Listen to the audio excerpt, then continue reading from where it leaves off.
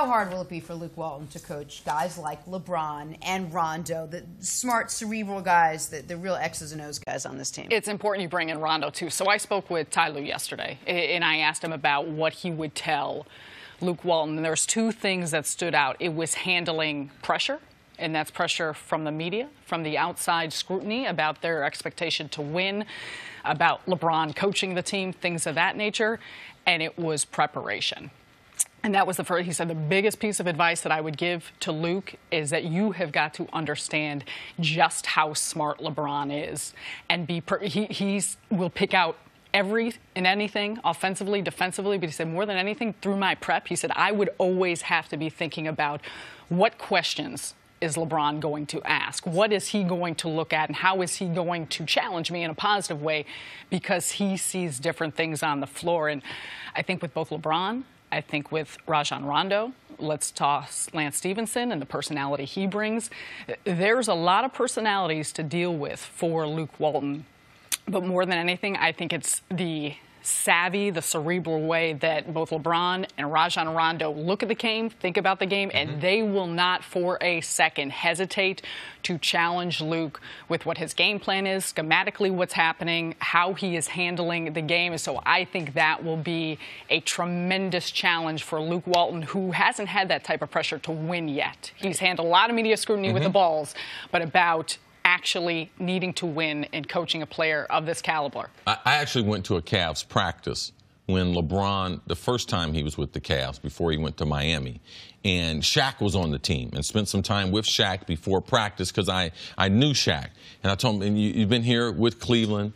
You play with a lot of players. Give me something, because I was a huge fan of LeBron. Give me some things on LeBron. He was like, Chris, he's a basketball savant. I was like, what do you mean by that? He was like, Chris, it's like he almost has a photographic memory. He remembers all the sets that we're running. He also remembers all the sets that the other teams are running. He also hears the names of plays, and when he comes around the next time he plays that team, he remembers all the plays that they're running. So anytime you're in competitive sports at the professional level, that being football, basketball, you're going to be challenged by if your best players are the smartest players, because the coach, he has something that he can't relate to. He can relate to the X's and O's, but he can't relate to that unbelievable ability for the player not only to be able to master the game physically, but for the player to master the game mentally. So, yes, it will be a challenge, but it was a challenge for Erik Spoelstra in Miami. All right, Dwayne Wade had to vouch for him that LeBron said, okay, if you believe him. He told him his X's and O's are very, very strong. So LeBron said, no problem. I'm all in.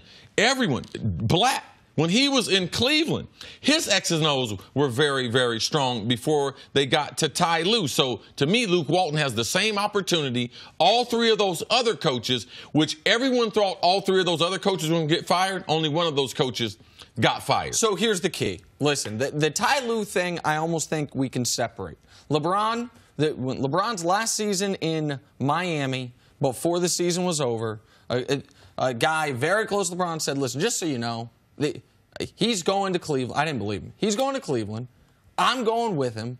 And Ty Lue's going to be the coach. Now, the Cavs ended up screwing up the timeline of that a little bit. They hired David Blatt before LeBron got there, but that eventually happened. Ty Lue was LeBron's... Ty Lue had a very impressive interview with the Cavs, and they, at that point, hired Ty Lue to be the highest-paid assistant in the NBA. Absolutely. Yeah. And Ty Lue was, to a degree, LeBron's hand-picked guy.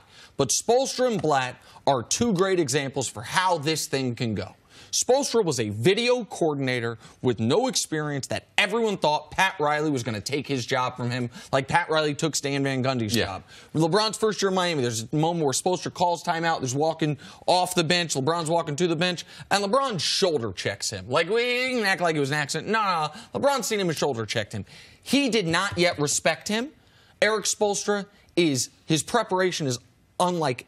as good as any coach in the league. He earned LeBron's respect. Yes. David Blatt never did. And I can tell you the moment that everyone knew Blatt was done. Game 4 of the series against the Bulls, LeBron's first year there. Two things happened. One, they're down 2-1 in the series now after a buzzer beater that gave the Bulls Game 3. David Blatt calls a timeout they don't have. that would have lost them the game with less than 15 seconds left. The ref sees it, and I think pities Blatt and just waves him off. Yep. So they didn't call the technical. Ball goes out of bounds. Blatt then, after making that mistake, calls a play where there's less than 2 seconds left. LeBron is inbounding it. LeBron vetoes it, says, no, the ball's coming to me. He hits a three in the corner to win the game, then tells the world, no. Blatt had called a different play. I called that play. That moment, it was over. Like, it was all over but the funeral. So they end up losing the finals. Then all next season, they are waiting for a chance to fire Blatt because LeBron lost faith in him. You didn't know how many timeouts we had?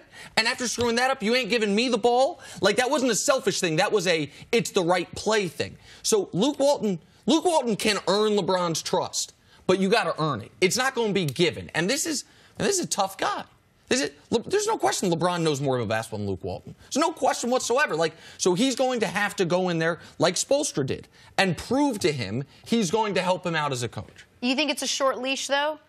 Sarah, do you think, though, that with the Lakers don't have 10 years to say, oh, figure this out? I mean, there's a lot of pressure on this organization. I think two things, and I hate to ever speculate on someone's job, especially since we're sitting in the middle of the summer, but the fact that Luke Walton is not Magic Johnson and Rob Pelinka's guy, that he was not picked by them, and Jeannie Buss has done an incredible job throughout the course of last season when there was conversation about his job, even when LeVar Ball came out and said the players don't. He has always been backed up by Jeannie Buss, but at the end of the day, he is not the head coach that was handpicked by Magic Johnson and Rob Pelinka, and this is their show. So in terms of a short leash, I think that he will be scrutinized throughout the course of the entire season, but if they hit bumps where they are not winning, where things happen, where he is challenged by LeBron, by Rajon Rondo, how he handles it and how he responds, I think will be something that they will definitely be taking a look at. And I think, the Western Conference is tough. Yeah. Like, we talk about LeBron James, we talk about the players they have,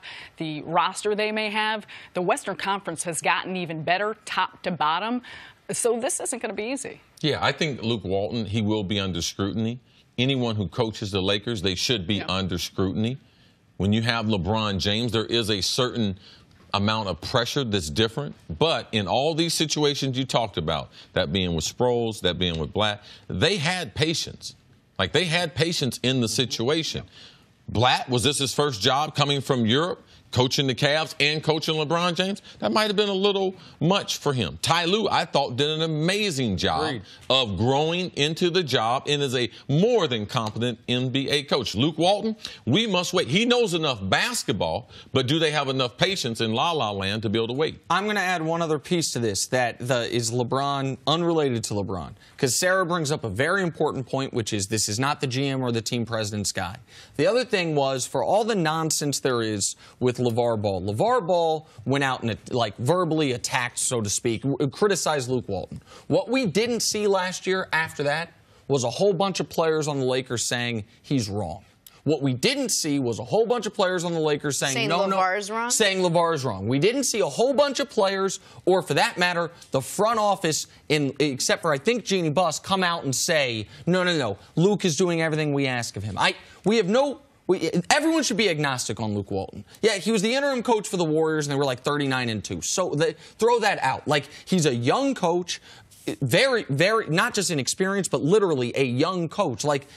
And now he's coaching the team that will be talked about more than any other team in basketball. He's 38 years old? Yeah, I mean, he's just same draft class as LeBron. Yeah. Said he just played 4 years of college. Like, this is a tough job for anybody, much less one of the youngest coaches in the NBA. Thanks for watching. Subscribe here to get the latest from the show. Also, be sure to check out more of the best clips from First Things First, or go watch a few segments from our other shows on FS1.